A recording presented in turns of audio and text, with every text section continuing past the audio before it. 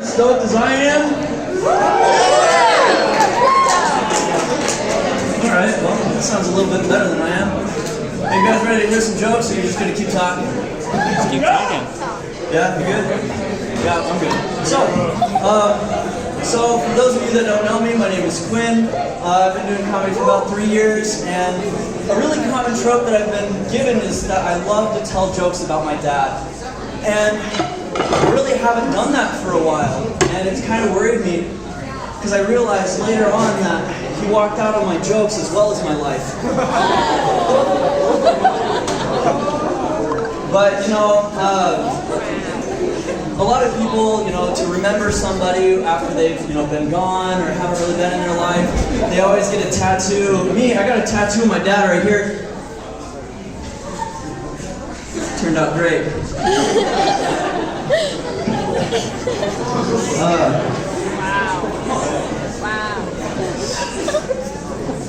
So, fun fact, I don't know how many of you may have known this already, but animals actually sound different in different countries. Like, has anybody done any traveling? Yeah? No? Just me? Alright, whatever. So, in America, dogs all make the noise. Bark, bark, bark, yeah. In China, they sizzle.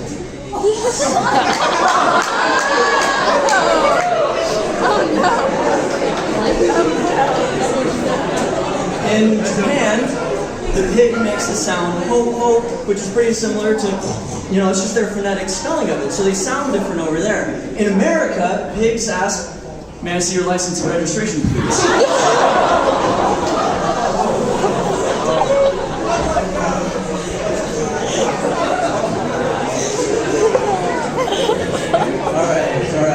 We'll kind of bring it back down and a little more into this room. How many guys here really like cars? Yeah, you're the horse girls of guys. But I've always wondered, what is a horse girl's second favorite animal? Maybe a zebra? A pony. A pony? Maybe. Probably a horsefly. I don't know, but in all reality, it's probably just a second horse. Alright, this is kind of going to be telling. I know we're in Rexburg. How many of you are members of the Church of Jesus Christ of Latter-day Saints? Okay. There's a few of you that are more enthusiastic than others. So, remember back when the first presidency, changed home teaching to ministering? The LDS Church has to be true because they knew that our generation wouldn't be able to afford homes, and it would just be really weird. Am I wrong? A lot of people that do know me, I like to grow my hair out. I did shave today, but that was just because, minor complications with honor code. But I tried to grow a unibrow once, and I ended up doing one of those dad sneezes, the achoo! And then I ended up with a mustache instead. And it was alright. It was just about 4 inches lower than I was expecting, and I can kind of relate to the girls that meet me after matching with me on Tinder. I wrote in my bio I'm 6'4", and now I'm just, 4 inches lower than expected. I wonder if... Wow, that was pretty delayed. You guys doing alright? You got your mouth full of pizza? It tastes pretty good, I'm sure, right? Yeah?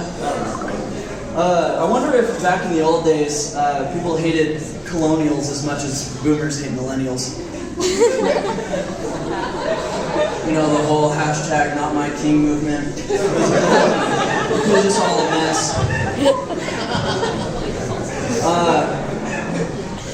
I've only ever said LMAO once because it never grew back and I didn't feel like it would be the same. A few of your more innocent roommates might still be thinking about that when you get home. So I was at DI the other day because what else is there to do in Rexburg? And in front of me was this mom and this probably 8 or 9 year old kid. And she was trying to get her phone, the Apple Pay thing to work, and she was just trying and trying and trying, and finally it clicked, and, it brought up, it was like, "Would you like to make this purchase?" And her son's just like, what happens if I hit cancel? And proceeds to hit it. And she's just like, no! Well, I just got it to work.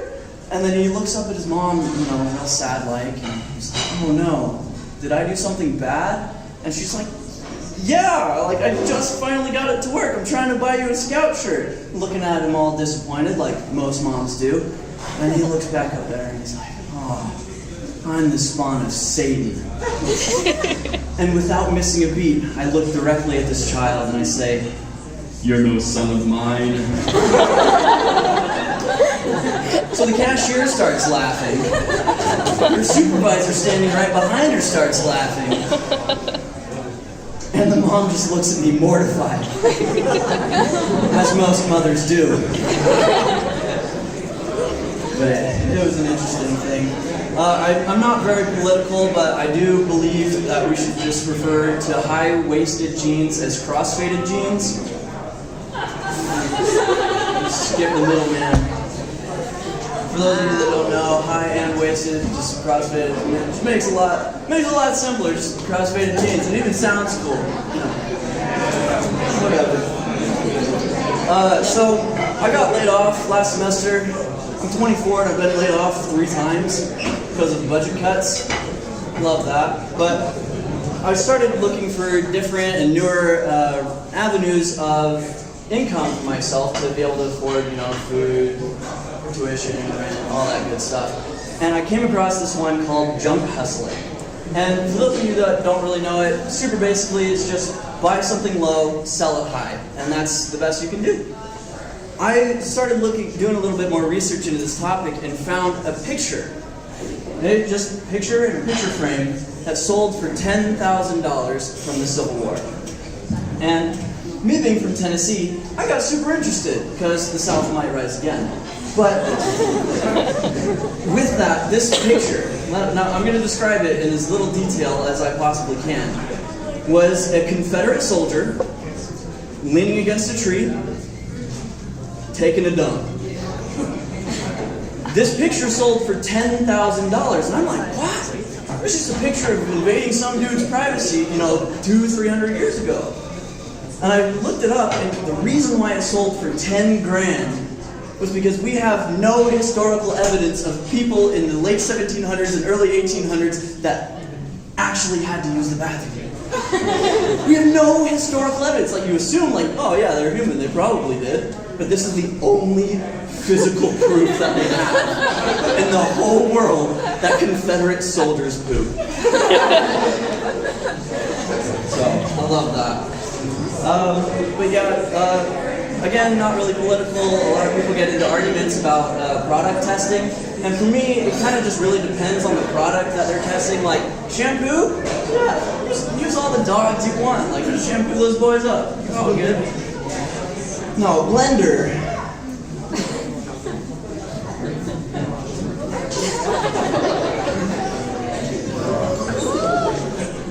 So I recently downloaded LinkedIn, and I gotta tell you, worst dating apps yet. I mean, all the girls that I've got connections with, I already know. All the women that I don't know are double my age. And all the men on there, all they care about is my employment history. Like, I'm more than a job, Mike.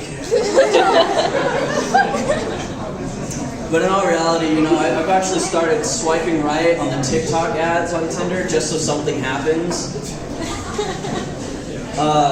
Yeah, but it's really interesting, being dyslexic and being on Tinder, especially in an LSD community. It's pretty great. So how many people here, I really like, I'm going to ask that after, I really like common phrases and just how they're used, in a variety of ways. How many people here are on a date? Or still paying attention? Oh, okay, we got like 3 people. I don't know how we have 3 people on a date. I'm just going to come out and tell you guys, you might think you're on a date, but I don't know how to put it the other way.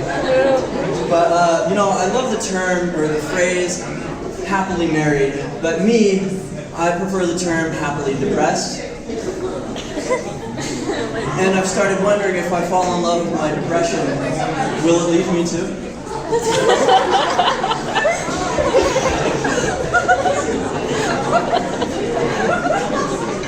Another phrase that I really like is, there ain't no rest for the wicked. But whoever made the phrase didn't take into account my narcolepsy. But my last and most favorite phrase of all is definitely the phrase naked and afraid. And for those of you that haven't experienced it, I've got a couple of examples. Like, you know that moment when you're in the shower, you just finish lathering up, get rinsed off, you take that first step out into the bathroom and look down and you realize, I left my towel in my room. And then, your mind starts going and you're like, crap, my room is on the other side of the apartment. I have to cross the living room. All of my roommates are home, in the living room. And all my roommates' girlfriends who never go home are home. You're naked and afraid. Or that moment when you're out on the lake, maybe the Kyle, Bear Lake, whatever, you're out there boating with your friends and you're on the tube, you get bucked off and so do your trunks. You're sitting there treading water, just, the boat turns around, you remember, oh, my crush is on that boat. You're naked and afraid.